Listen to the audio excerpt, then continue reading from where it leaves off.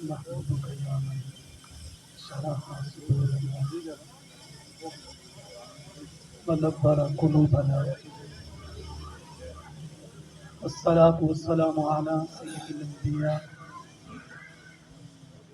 أما بعد أعوذ بالله من الشيطان الرجيم بسم الله الرحمن الرحيم وإن تعدوا نعمة الله لا تحصوها آمنت بالله صدق الله المولانا العظيم وصدق رسوله النبي الكريم الرؤوف الرحيم ونحن على ذلك لمن الشاهدين والشاكرين والحمد لله رب العالمين مولاي صل وسلم دائما أبدا على حبيبك خير الخلق كلهم یا رب بالمصطفى بلغ مقاصدنا واغفر لنا ما مضى يا واسع الكرم یا صاحب الجمال ويا سيد البشر من وجهك المنير لقد نبر القمر لا يمكن الثناء كما كان حقه بعد از خدا بزرگ توئی قصہ مختصر بندہ پروردگارم امت احمد نبی دوستدار چار یارم تابع اولاد علی مذہب حنفیہ دارم ملت حضرت خلیل خاک پائے غوث آدم زیر سایہ اربلی یا محمد محمد میں کہتا رہا یا محمد محمد میں کہتا رہا نور کے موتیوں کی لڑی بن گئی آیتوں سے ملاتا رہا آیتیں پھر جو دیکھا جناتے نبی بن گئی فقد قال اللہ تبارک و تعالی فی القرآن المجید والفرقان الحمید ان اللہ وملائکتہ یصلون علی النبی یا ایہا الذین آمنوا صلوا علیہ وسلموا تسلیما اللہم صلی علی سیدنا و مولانا محمد وعلى آل سيدنا ومولانا محمد وبارك وسلم وصلي عليه الصلاة والسلام عليك يا سيدي يا رسول الله وعلى آلك وأصحابك يا حبيب الله الصلاة والسلام عليك يا سيدي يا رسول الله وعلى آلك وأصحابك يا إمام الأنبياء والمرسلين میرے نہایت واجب الاحترام آج کی اس تقریب سعید کے صدر حضرت علامہ مولانا حافظ محمد سرفراز کریم صاحب ذلہ مجدہ معززین علاقہ بالخصوص مہمانان میزبان محفل صدر معلم محترم المقام عزت مآب جناب حافظ محمد زبیر صاحب دامت برکاتہم العالیہ پنڈال میں آئے ہوئے جملہ مہمانان گرامی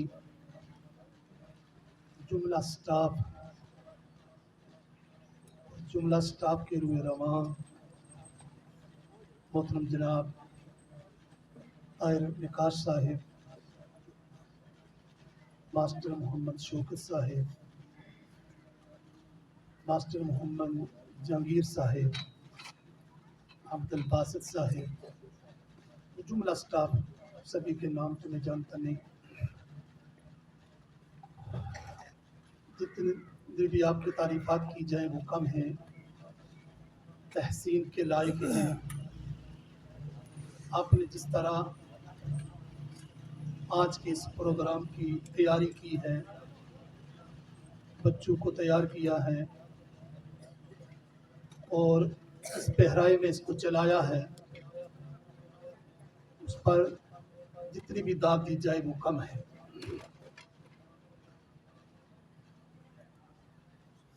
میں یہ سمجھتا ہوں کہ کہ عوامی علاقہ پر اللہ تعالیٰ نے خصوصی کرم کیا ہے کہ اس گورنمنٹ درمن کے مڈل سکول کے اندر جو اب سٹاف کام کر رہا ہے یہ بہت ہی محنت کے ساتھ، لگن کے ساتھ اور دلجوہی کے ساتھ اپنے کام میں مصروف ہیں۔ اللہ تعالیٰ ان کو دن دگنی رات چگنی ترقی عطا فرمائے۔ اور علاقے کے مخیر حضرات، معززین علاقہ کی بھی یہ ذمہ داریاں ہیں کہ جب ایسا سٹاف آپ کو مہیا آ گیا ہے تو ایسے سٹاف کے ساتھ آپ بھرپور تعاون کریں، ان کے دستے بازو بنیں، ان کے ساتھ شانہ بشانہ کھڑے ہوں، اور جس طرح آپ ادارے کی بہتری کے لیے کام کرتے ہیں دامن دل میں سخنی ان کی معاملت کی جائے۔ میں نے جو آیہ کریمہ کا مختصر سا حصہ تلاوت کیا ہے، میں کوئی پروفیشنل خطیب نہیں ہوں، میں تقریر تیار کر کے آیا تھا، وہ کسی اور موضوع پر تھے۔ جب میں نے یہاں دیکھا تو میں نے اس موضوع کا انتخاب کیا۔ بچوں کو سنا، خواہ وہ نعت پڑھ رہے تھے یا وہ کسی موضوع پر گفتگو کر رہے تھے یا وہ جو ٹیبل ٹاک ہو رہی تھی سوالوں کے جواب دے رہے تھے، ہر شعبہ جہات میں انہوں نے کمال مہارت دکھائی ہے، اور بچوں کی اتنی مہارت کا سہرا ان کے اساتذہ پہ جاتا ہے۔ تو یہ بھی اللہ کی طرف سے خصوصی انعام ہے کہ اللہ تعالیٰ نے ہمارے اس ادارہ کے اندر ایسے اساتذہ کو جمع کیا ہے۔ جب اساتذہ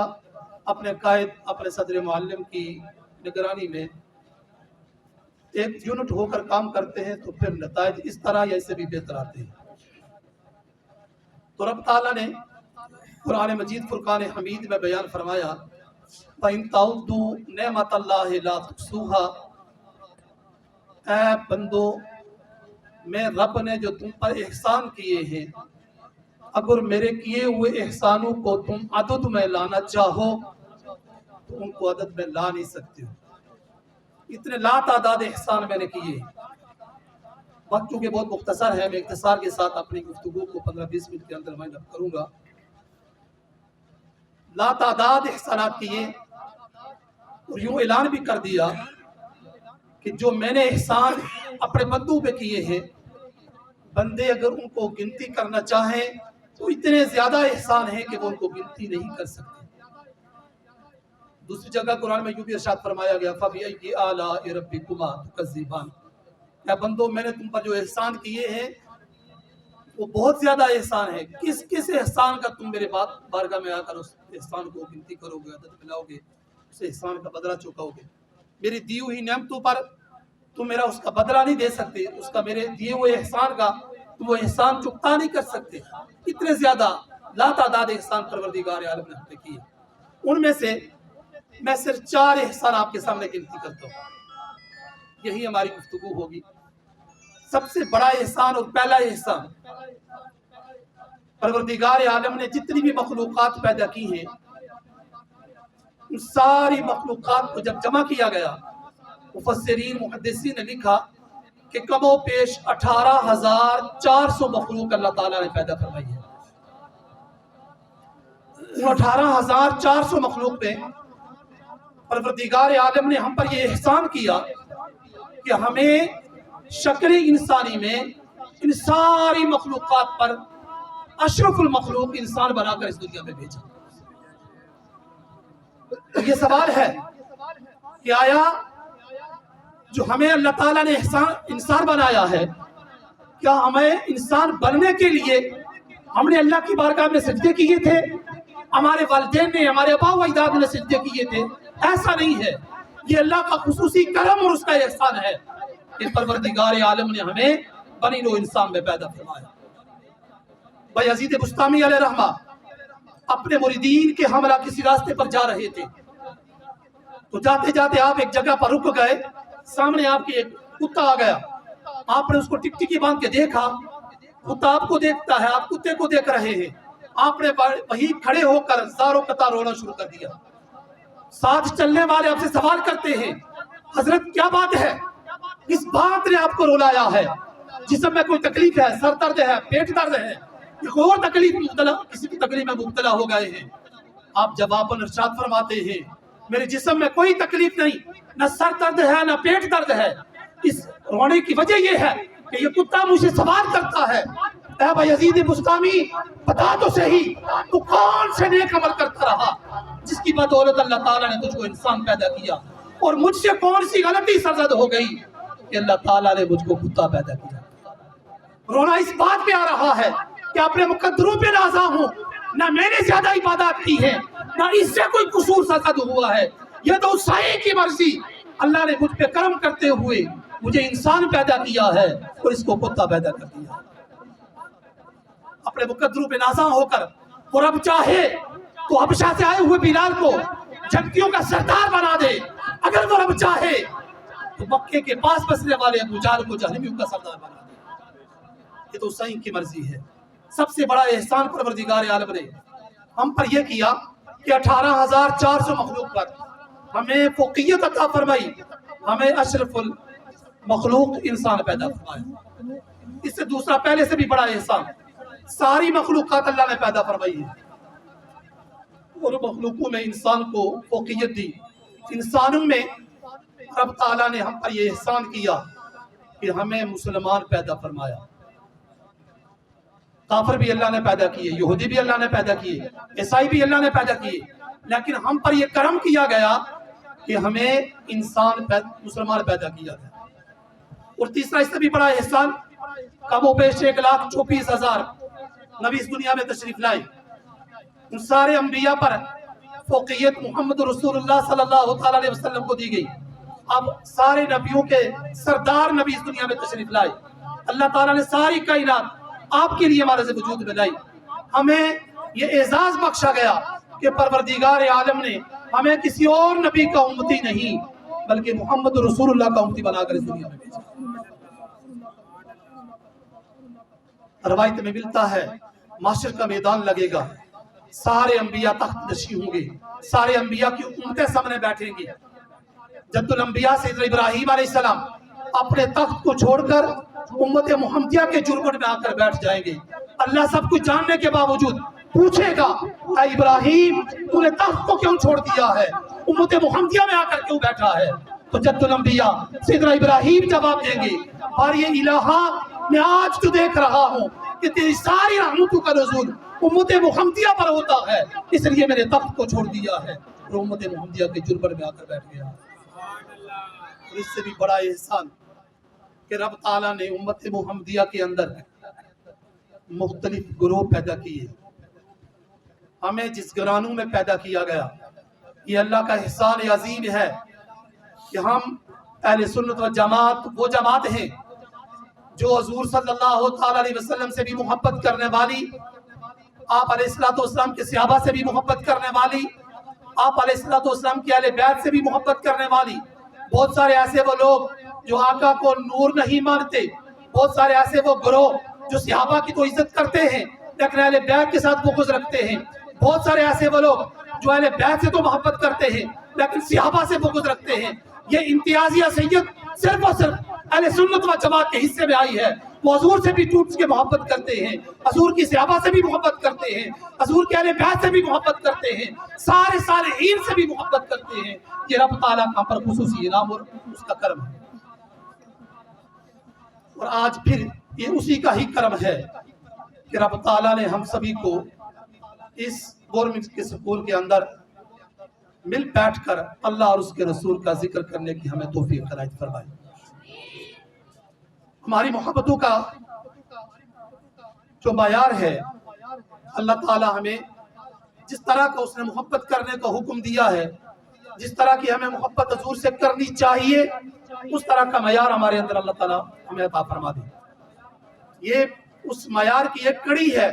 کہ آج یہاں میلاد مصطفیٰ کا پروگرام تشکیل پایا ہے, اور ہم انشاءاللہ کوشش بھی کریں گے اور اسکول کے سٹاف سے یہ امید بھی رکھتے ہیں کہ ان کے اس مشن میں اللہ تعالیٰ ان کو زندگی راجوں کی ترقی بھی عطا فرمائے گا. اور اس میں بھی یہ مزید محنتیں کریں گے اور اس طرح کے پروگرام ہر سال یہ تشکیل دیا کریں گے۔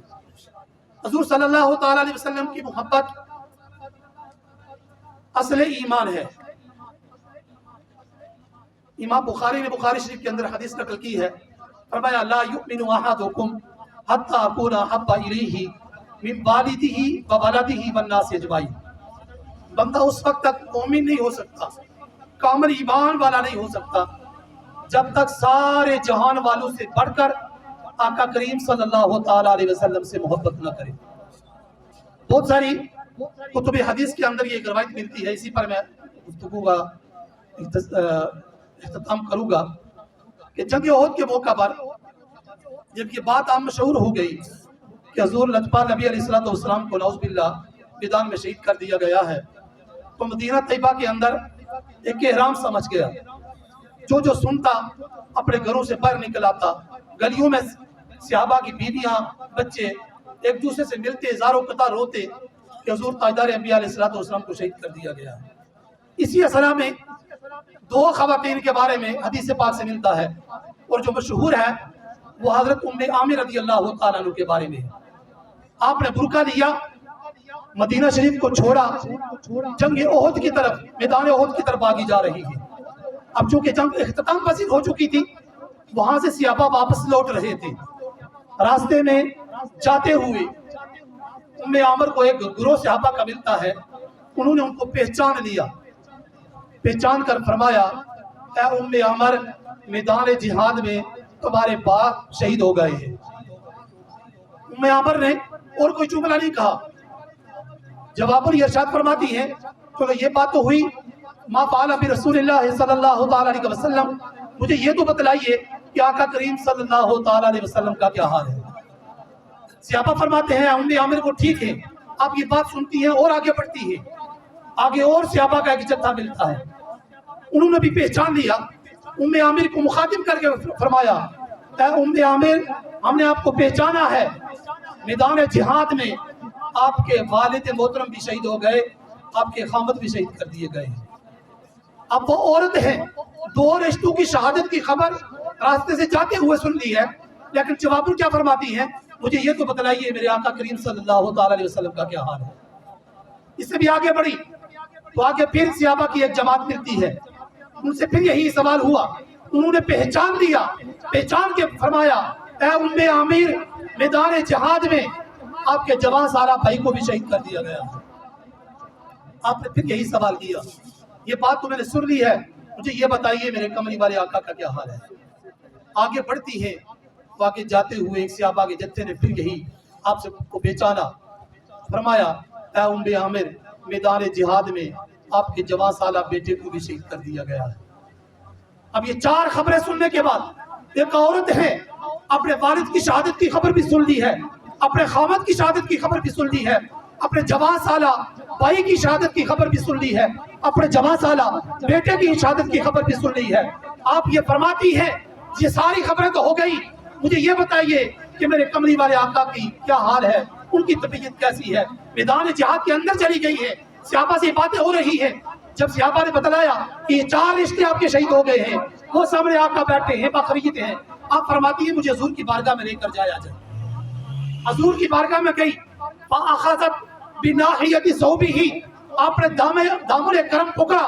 یوں پکڑ کر عرض کرتی ہے یا اللہ کے حبیب، میں یہ سن چکی ہوں کہ میرے باپ شہید کر دیا گئے، میں یہ سن چکی ہوں کہ میرے خامد شہید کر دیا گئے، میں یہ سن چکی ہوں کہ میرا بیٹا شہید کر دیا گیا، میرا بھائی شہید کر دیا گیا، یا اللہ کے حبیب ساری شہادتوں کی خبر سن چکی ہوں، کلو مصیبت بعدک جلل، یہ ساری مصیبتیں نہیں ہیں، یا اللہ کے حبیب آپ کو جو باخریت دیکھ لیا ہے تو سارے غم دھل گئے ہیں، ساری مصیبتیں ختم ہو گئی۔ یہ ہے محبت، اس قسم کی محبت ہمیں چاہیے۔ اگر ایسی محبت لے کر آج ہم اپنے گھروں سے نکلیں گے، اپنے اداروں سے نکلیں گے، اپنے زندگی کے شب و روز گزارنے شروع کریں گے، تو دنیا کی کوئی بھی ایسی چیز نہیں ہے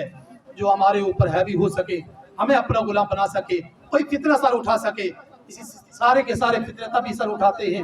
جب ہم اپنے ایمان کی کمزور نشانیاں سامنے کرتے ہیں، کمزوریاں دکھاتے ہیں۔ جب ہم اپنے مضبوط ایمان کو ساتھ لے کر اس دنیا کا سفر شروع کریں گے، دنیا میں چلیں گے، تو اللہ تعالیٰ ہمیں ہر قدم میں اللہ ہماری مدد فرمائے گا. میں ایک بار پھر اس گورنمنٹ اسکول کے جملہ سٹاف بالخصوص صدر معلم جناب